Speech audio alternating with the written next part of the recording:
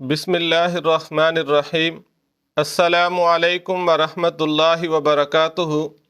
उम्मीद है मेरी तमाम माँ बहनें और मेरे तमाम भाई खैर आफ़ियत से होंगे। रब्बे करीम आपको खुश खुरम रखे। तमाम किस्म के मसाइब और परेशानियों से रब ताला आपकी और पूरी उम्मत मुस्लिमा की हिफाजत फरमाकर रब ताला आपको खुशहाली और फरावानी वाली ज़िंदगी अता फरमा दे, आमीन। आज आप हजरात की खिदमत में जो वजीफ़ा लेकर हाजिर हुआ हूँ वो वजीफ़ा है कि अक्सर हमारे अहबाब, हमारी माएँ और बहनें राब्ते में रहती हैं कि हमें कोई ऐसा वजीफ़ा और अमल बता दीजिए जिसके करने से हमें ये मालूम हो कि हम पे जिन्नात का असर है, जादू का असर है, तवीज़ात का असर है या कोई बीमारी। अगर आप चाहते हैं कि आपको किसी फराडी आमिल के पास न जाना पड़े जो आपकी इज़्ज़त के भी दुश्मन है, आपके पैसे के भी दुश्मन है, आपकी जान के और आबरू के भी दुश्मन है, अगर आप चाहते हैं कि घर बैठे आप ख़ुद तशख़ीस कर लें कि आप पे जिन्नात का असर है, जादू का असर है या इसी तरह कोई बीमारी है, तो आप ये अमल कीजिए। इंशाअल्लाह इस अमल के करने से आपको किसी आमिल के पास जाने की ज़रूरत नहीं पड़ेगी। आप ख़ुद तशख़ीस कर सकते हैं कि आप पे जिन्नात का असर है, जादू का या कोई बीमारी।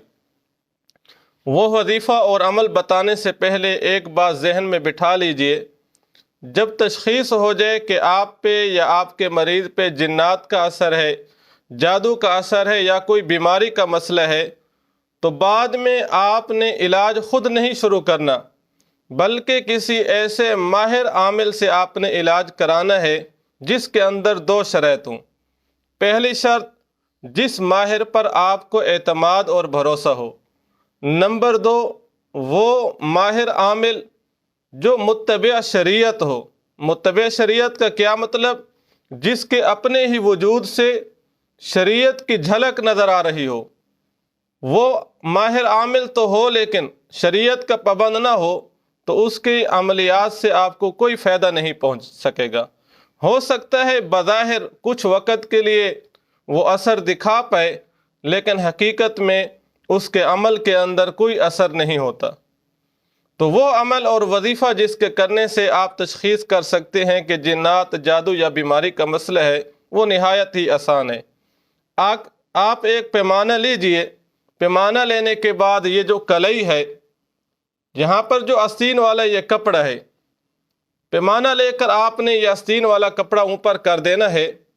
ये करने के बाद आपने दोनों तरफ निशानात लगा देने। निशानात लगाने के बाद आपने आस्तीन वाला कपड़ा फिर ऊपर कलई पर डाल देना है। ये डालने के बाद आपने फिर वो वजीफ़ा और अमल शुरू करना है। वो वजीफ़ा ये है, सबसे पहले आपने दुरूद इब्राहिमी नमाज वाला दुरूद शरीफ 3 मरतबा पढ़ लेना है। ये पढ़ने के बाद 3 मरतबा सूरतुल फातिहा, ये पढ़ने के बाद 3 मरतबा आयतुल कुर्सी, ये पढ़ने के बाद चौथे नंबर पर आपने चारों कुल शरीफ 3-3 मरतबा पढ़ लेने। यानी कुल या अय्युहल काफिरून ये सूरत आपने 3 मरतबा पढ़नी है। सूरतुल इखलास कुल हुवल्लाहु अहद ये 3 मरतबा पढ़नी है। ये पढ़ने के बाद सूरतुल फलक कुल आऊज़ु बिरब्बिल फलक ये 3 मरतबा पढ़नी है। और इसी तरह सूरतुन नास कुल आऊज़ु बिरब्बिन नास ये 3 मरतबा पढ़नी है। ये पढ़ने के बाद फिर आपने आखिर में 3 मरतबा दुरूद इब्राहिमी नमाज वाला दुरूद शरीफ पढ़ लेना है। ये पढ़ने के बाद जिस जगह आपने निशानात लगाए थे वहीं पर आपने फूंक मार देनी है। फूंक मारने के बाद अब आपने दोबारा पैमाना जहाँ पर आपने निशान लगाए थे पैमाना रख देना है।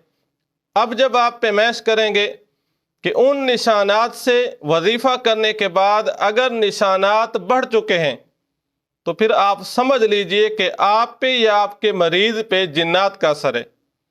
अगर निशानात छोटे पड़ गए हैं जो आपने पहले निशानात लगाए थे, फिर समझ लेना चाहिए कि आप पे या आपके मरीज़ पे जादू का असर है। नंबर 3, निशानात न बड़े हैं न छोटे हुए हैं बल्कि पहले ही साइज पर हैं। जो आपने निशानात लगाए थे उसी तरह निशानात बाकी हैं, تو پھر آپ کو سمجھ لینا چاہیے کہ آپ پہ یا آپ کے مریض پہ کسی مرض کا اثر ہے، کوئی جادو جنات وغیرہ تویدات کا اثر نہیں ہے۔